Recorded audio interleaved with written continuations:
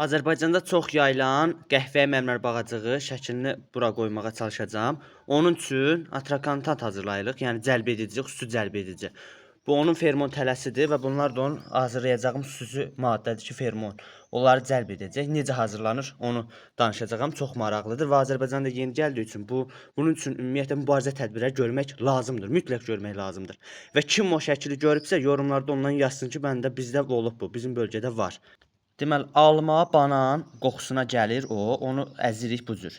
Və əzdikdən sonra qabımıza bu cür onu əlavə edirik. Mən tək etdiyim üçün onu videonu saxlayıb edəcəm.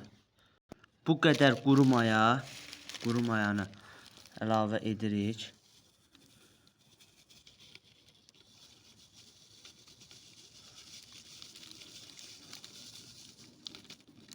Mən tək əlavə elədim. Daha sonra isə 5 qrama yaxın şəkər əlavə edirik.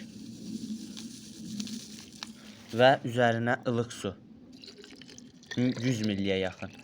100 milliyə yaxın ılıq su. Bunu qarışdır. Bu videomuzun belə deyək part 1-idir. Yəni necə demək?